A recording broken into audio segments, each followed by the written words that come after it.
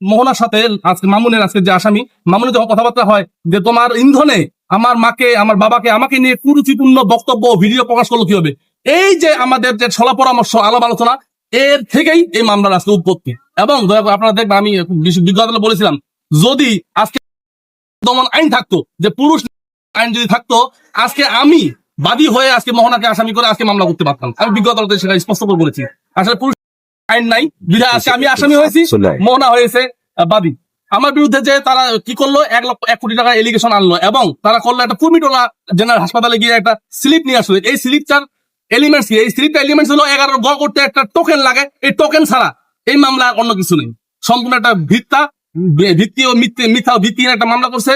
আমরা বিজ্ঞ আদালতে বলেছি, কিন্তু বিজ্ঞ আদালত আজকে যেহেতু আমাদের প্রোডাকশন কোর্ট, বিজ্ঞ আদালত সিডব্লিউ মূল্য জেলা প্রেরণের নির্দেশ দিয়েছেন। আমরা বিজ্ঞ আদালতকে বলেছি এটা একটা মিথ্যা ও হয়রানিমূলক মামলা। ভাই পরে আমরা পরবর্তীতে আচ্ছা, মামুনকে কি আজকে কোর্টে কি চালান করে দিয়েছে? হ্যাঁ, আজকে সে সিডব্লিউ মূল্য জেলাতে চলে গেছে। আচ্ছা, এই যে কালকে রাতে যে ঘটনাটা দেখলাম, আসলে আপনারা কি বলেছেন? যে কালকে রাতে আমরা দেখলাম যে মামুন লাইভে মারামারি করছে। এটা আপনারা যারা মিডিয়ায় আছেন, আপনারা মোটামুটি অনেকজনে অবগত আছেন। আমি বিজ্ঞ আদালতকে এও বলেছি, যদি এটা তাহলে আমরা আজকে বাদী হইতে পারতাম। আজকে আমাকে যদি মোহনা 2টা মারে, আমি যদি তাকে 2টা মারি, সে আমাকে 5টা মেরেছে। আমরা বিজ্ঞ আদালত সেটা বলেছি। এবং লাইভে মামুন বলতেছিল যদি আজকে আমি মারা যাই তাহলে এটা আসলে তাদের দোষ না।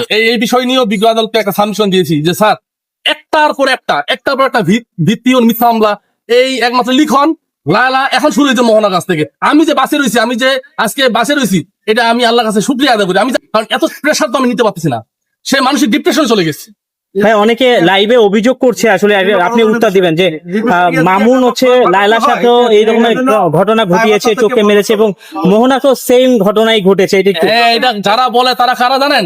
কিছু মানুষ আছে যে মামুন এত প্রতিষ্ঠিত কেন। আজকে মামুন যে জায়গায় আসছে, এই জায়গায় তো ভাই ইচ্ছা করলেও অনেকজন আসতে পারে না। এই জায়গায় সে অনেক কঠোর পরিশ্রম করে আসছে, তার ঈর্ষান্বিত হয়ে অনেকজন এই কথাগুলো বলতেছে। মামুনের আর এখানে ভাইরাল হওয়ার কি আছে? মামুনের ভাইরাল হওয়ার কিছু নেই, বরঞ্চ মামুনকে হাতিয়ার করে এই সুযোগটা অন্যজন নিচ্ছে। লায়লা নিছে, এখন মোহনা নিতে যাচ্ছে। জানি না সে কতটা সাফল্য লাভ করবে। আপনি কি বলতে চান? মামুনের জামিনটা মানে খুব স্পষ্ট, শুক্রবার ছিল, এছাড়া কি স্পষ্ট ব্যাখ্যা মামুনের বিরুদ্ধে আইনের 11 গ এলিগেশন যে লাগে, এর একটা এলিগেশন মামুনের বিরুদ্ধে নেই।